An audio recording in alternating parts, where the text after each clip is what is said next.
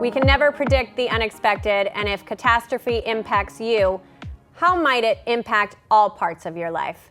Join us for today's show as we learn how to make a path forward.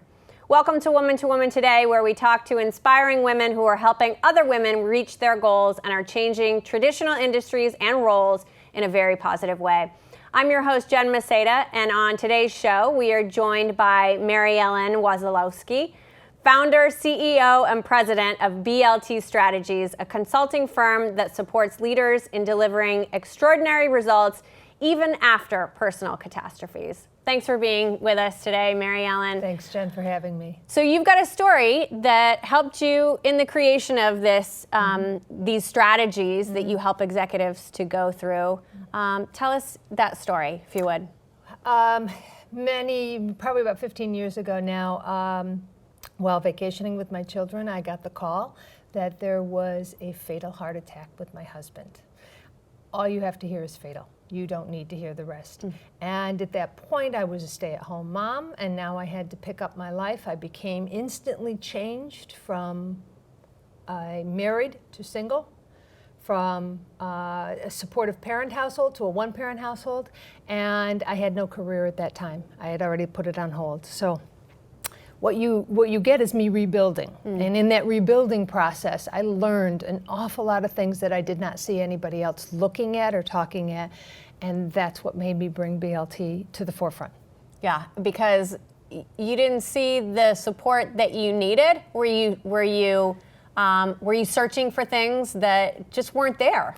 I was sludging along like, cement boots were on you, and just day by day by day by day. I had a network of very good people around me, but it sometimes needs people from the outside. Right. And through some fates, let's call it, fates of the world, I landed in a position for which someone brought me into real estate, and he said to me, you come work for me because I know what you're going through. And I had met him and happened to meet him in church. It was the anniversary of the death of his daughter through breast cancer. So he understood, and he said, I can support you. And he did. And he supported me very well, brought me up on my career, understood when I was having those blank out moments that everybody who's gone through catastrophe understands. And to the point that there are some funny things with it, is that I put a $1.8 million house on the market for $180,000. I thought it was so popular because they all called me. And then he went, no, not right. Well, you talk about empathy and you talk about compassion. So what's the difference with empathy? Empathy is people, they understand what you're going through, but this gentleman was more compassionate. Compassionate is, I want to help fix what you're going through. We all understand compassion. We all do it when we give of ourselves to someone else. And we do that because we feel good. There's a reward on both sides of it. But on the other, it's you're helping me fix. And it's often with people who have already gone through it. Right. Those are the people who understand more. Your support network of your neighbors and friends will always be there. But if they haven't walked the walk, it's a little harder to understand the constant crying or the emotions or the physical harm that comes up, all of those interactions that happen to you personally.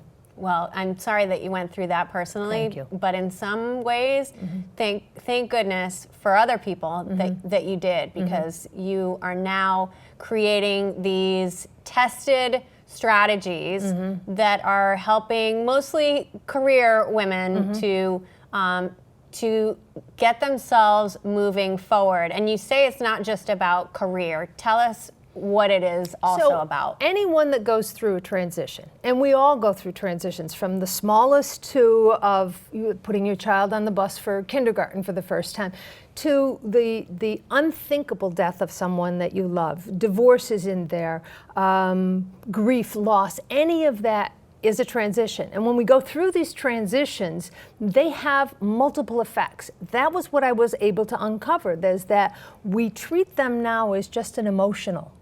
And it is far from emotional. We figure that as women, we pick up our swords and we just keep plunging on. When we're at a greater risk to cost our companies a lot of money, if we go in, work extra hard, and then burn out, make mistakes, get ill, all of that costs the companies money. So in order to have that trickle-down effect where I can influence people in all levels, it has to start at the top. It's not going to come from the bottom, fixing this level and then going to the next and the next. If the senior leaders do not understand that compassion is costing them money, they're not going to start putting in the programs that you really do need in order to help you walk through this transition. You know, I'm kind of surprised that, and I guess industry is very different, you know, than it was when I started out, probably 18 years ago, right? And it transitions every year, probably. But I'm surprised that it is still a majority male leader of a company, and that they would put in the time to hire somebody like your consulting team to come in and support people, especially women that have been dealing with traumatic experiences and with personal catastrophe, because they do have that mindset that, oh, she's just really emotional right now, and that's just a woman thing. And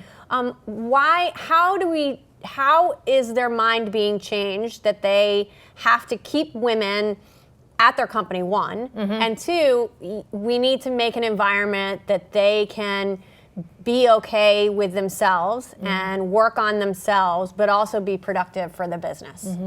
There's a lot of data that is now coming out of what it's actually costing them. And so if you're talking about changing business, you really have to go back to the point of what business is there for. It's there to make money. Right. So if you hit them in the money pocket, they'll start listening to what you have to say. Sure. And it's not just with women. We work with men also, but anyone at those senior levels are the ones that bury themselves into business. And I started finding it because after Steve's death, I began to coach. And I was doing it just friend to friend. I would always hear about someone else. What transpired is the more years I had in there, the more I started getting people farther up a corporate ladder.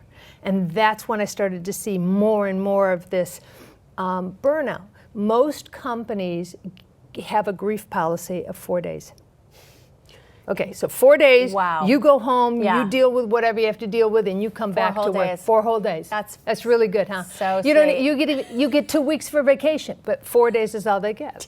And that doesn't work. Where the umbrella really exists is getting them to understand it's 2 years before you're even ready to start back. In about 18 months, I started finding more and more of them were leaving their jobs. They were getting ill, they were changing positions, they were just fed up. They almost there, and they go, why? What is it all for? Right, because they're not dealing with all these different facets in their life, because it's not just career that you say, it's also emotional, spiritual, your complete comprehensive well-being. So they're not dealing with something, right? They're not dealing with a lot of it. So what they deal with it is the emotional. They get to bury that. They think it's all fine. But they're not dealing with the physical. The physical comes up with first sleepless nights. Well, if you go through sleepless nights, you have consequences because of that. Lack of eating. You have consequences because of that. You have a lack of a focus. Is that because you're not eating and sleeping? Maybe. Is that because you're so stressed? It's not. What I look at in all of these transitions is we are really in a chronic stress situation. And in a death, why I say 2 years, is the first year you walk through that numb. The second year, when most of your friends have left you and now you've got to go on, and you now begin your healing process in your second year. And people don't talk about it. And the more my goal is on shows like this, is just to get the word out there. These are symptoms. And if you recognize them as symptoms, you tend to be able to be like the boogeyman. It kind of goes away. Oh, I'm not sleeping because of this. Right. Oh, I'm not eating because of this. So you're explaining it to yourself. You're explaining it to yourself, and you're being gentle with yourself to say, give it up. We don't have to be carrying the swords, as I mentioned earlier, all the time. Okay. When we come back, we're going to talk more about that second year and what some of those strategies might be in order to move forward more easily. Stay with us. Welcome back. We are speaking with Mary Ellen Wasilewski. Did I say that right? You did very good. There you go. All right. I'm smiling, and this is such a heavy topic, but you bring such a level of authenticity and joy. Like, you're going to be okay. You go through this, and you're going to be okay. So, in our last segment, you said that first year, all your friends are kind of like, okay, you should be done with this by now. Like, you've had a year. It's now time. Get out there, start dating. That's one example of a catastrophe that happens in people's lives. But what happens in that second year? You've got a great analogy that you shared with me. Well, I try to explain to people that a transition is the end of one thing and the beginning of another. But it's never that easy because there's this abyss, there's this cavern that happens in between. So if you think of like a goblet, and then you imagine a goblet and you have a marble at the top of one side, that's the end. When that marble tips into the goblet, that's the beginning of your end. But a marble being round in a goblet is going to swing back and forth. We all hear about grief and the waves it comes. Those are kind of like the waves. It goes back and forth until that marble settles down. You cannot push it up to the other side to your new beginning. And that's really where the second year comes in. It's where, okay, it's beginning to settle. You are far from all the emotions. Every birthday is going to be triggering. Every Christmas is going to be triggering. But you also know you really kind of got to start taking some bigger steps if you haven't already. And a lot of times you have, but it's the healing time. So that's where we come in and we try to support. So when I find that people support each other compassionately, specifically, with measurable, tangible things, that goblet is a lot more shallower. And everybody kind of swings back and forth at different speeds, at different heights, at different levels. And so when you're saying it kind of levels out a bit and it becomes more shallow. Then you can move on. Got it. And you get a chance and an opportunity to take any of that transition, no matter how bad it was, into a transformation. It's when we learn. There's an old saying, and I know you've heard this probably 100 times, there is no rainbow unless there's rain. So you can't get to that rainbow until you go through this. So let it out there. Let it be what it is. And the more you talk to people about it and the more you find support on it, the easier it's going to be on you. And find your tribe, whatever your tribe is. Yeah. Well, you just brought up tribe. What's happening in our culture right now for women, there's been some great campaigns that have come through. They come through out of the rain and now are bringing rainbows for sure. But tell us a little bit about what's happening within our culture that is very similar to that and what you consider to be a caution that we should really be considering, we should be thinking about. I think that we should be looking at the Me Too, the Time's Up, and the women gymnastics team. All of them have now come out very courageously to talk openly about sexual harassment. You think at this point because they've dealt with it the first time, now they bring it out and there's going to get some closure. Hopefully there's some more prison sentences.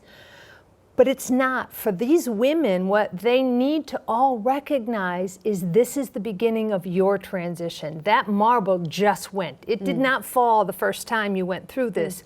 You buried that. And you had to for your own self. But now it's got to come out. And so they are going to be, without understanding it, feeling many of the symptoms of grief. They're going to go through the physical things of not sleeping, not eating, changing habits that way, emotional ones, losing focus, getting angry. Spiritually, every one of these transitions are spiritual. At every corner, you ask yourself, who am I? How did I get here? What am I doing? Where am I going next? Those are spiritual components that need to be answered so that you can keep going forward, and you answer them internally. Yeah. It almost sounds like they have now re-stepped to the edge of the goblet, right? Because I don't want to say that this experience is relatable in a way of catastrophe, but when somebody loses their job, and this happened to a friend of mine recently, she shared her experience with me over 6 months, and this same thing had happened to me. I felt as though I had just stepped up to that goblet again. I was reliving all of the sense of loss and the sense of isolation and the sense, because she was going through it. And so is that another opportunity for these women who are in some ways now have a sense of strength that they can all move forward, and there will not be any retribution, and they will be listened to, they will be heard. What happens when they step back up to that goblet? You talk about the physical reactions that they're going to have. Will they dip in, and will it slide back and forth, as your analogy tells us? I believe so. I believe it will slide back and forth. I believe that they will also have a great deal of more support out there, but it still is a journey that needs supported, but you have to walk it. So it's like a GPS. You've got your GPS and you know where you wanted to go, but you can go off to the right or the left. So you've got to bring it back in. Or, as we just mentioned, I came back from New Orleans and I saw this amazingly enormous barge and this tiny little tugboat that had to push it through the small of the river. Now, that barge is fine out in the ocean by itself, but to get through this very narrow, tough path, it needed the support of that. Can't do it. The tugboat's not doing it for them. Right. They're doing it together. And that's what they need to find, is whoever can support them through that together. Right. Well, I almost think it's a little scary for all these different campaigns, because you get up to this one point, and we as women have never been at this point in our culture where it is acceptable to talk about it, and you do find support in it, because it was a real taboo subject, and you just didn't say anything because you would lose your job, and you would, for those gymnasts, they wouldn't be able to compete had they brought this forward. So, how can we all, as having a responsibility because we are women, how can we help these women who have been so brave? How can we help them to move forward? If you know anyone, reach out to them personally. If you don't know them, there's enough addresses on the Me Too or the Time's Up or any of those, and a lot of them are stars. Just because they are talented at something that they do as a career does not mean they're not human women who need support. Write a letter, reach out to them. Find people in your own community that has also gone through that, that's not going to get the publicity, that's not going to get on stage, and probably is never going to get their person, whoever did this to them, into the limelight. Support it that way. The Metro West Business... The Metro West Conference for Women. Thank you very much. Yeah. So that's coming up. It's a great time to be talking about this to all of those. Right. Because especially if you have women that are in my age bracket, we all came up Which is with, very similar to my age bracket. Yeah. I just had my 63rd birthday. I'm a dyslexic, so I like to tell everybody I'm 36. I love it. So it works really well. But those women have all gone through it. We've all gone through it. Now, hopefully, most of us haven't gone to the level of rape or any of that. But we've all had to smile at things we didn't want to smile at, because otherwise we'd be considered that harsh person that doesn't want to cooperate. Right. You needed to cooperate. Yeah. So we've all swallowed a lot. Right. So if we can all start to come out, we may be able to keep that pendulum from going from one side all the way to the other, where we've come out, we've stood our ground, we've done a Me Too, but we do not want it to go to the side where we are completely men haters and bashers. We want to find that respectful community of men that have always been there to come out and help support us too. Right. And to say something when they see that this is happening within the we also talked about within companies, there are some very high-level executives who have come forward with their own grief and made it more acceptable to talk about. So tell us about some of those. Goodness, we're so happy to see that this is coming out and being talked about. So we have Sheryl Sandberg, which everybody pretty well comfortable with understanding that her husband passed away suddenly of a heart attack, and she had to come back. She is COO of Facebook. And in her transitions, not only did she have to walk publicly through all of this, as everybody had a microscope on her, but privately within Facebook, they really supported her, to the point that the CEO of Facebook and his wife came out and announced that they had had multiple miscarriages. Another grief scenario that was never talked about. And because of that compassion, he's actually started where you can have up to 20 days off for grief, for loss, for those transitions, supported by the company. That's huge. It's a big difference. So 4 to 20. 4 to That's 20, a big difference. right. And you don't have to take it, No. because a lot of people do find that being at work gives them some gives them- support, yes. but you also get to say, I'm having a bad day today. Right. I got to get back. Yeah. I just finished Joe Biden's book about his son, and you saw the same thing. This is a person as Vice President of the United States that couldn't say, oh, I'm sorry, my son's dying of cancer, I have to go over here. Right. He still had to perform. And because of that performing, what you do in the book is you actually get to see how he surrounded himself, whether it be his wife, who would say, we've got to slow down his meetings, or we've got to put him here, or even the Secret Service agents who actually got him to come in and out of the hospital so people didn't see what was going on. Those coming out of those very famous people helped bring this to the forefront. And it has helped us because now we're actually getting calls from people that we wouldn't have seen before. Yeah.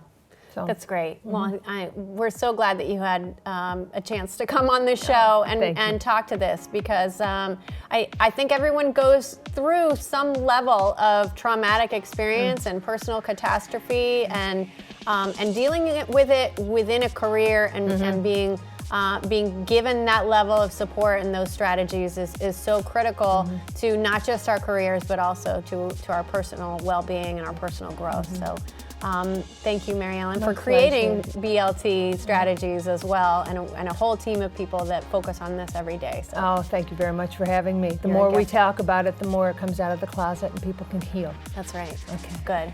Thank you. So if you want to learn more from Mary Ellen, please visit our She's Local blog post on our website at www.woman2woman.today. And please remember to follow, like, and subscribe to Woman2Woman Today on Twitter, Instagram, Facebook, and YouTube so you don't miss a show. Thanks to the entire team at Access Framingham, especially Shavarsh Morrissey. Thanks also to Jess Friswell, our assistant producer. I'm Gemma Seda, your host of Woman2Woman Today. Thanks for watching, everyone. See you next time, where we hope to inspire you.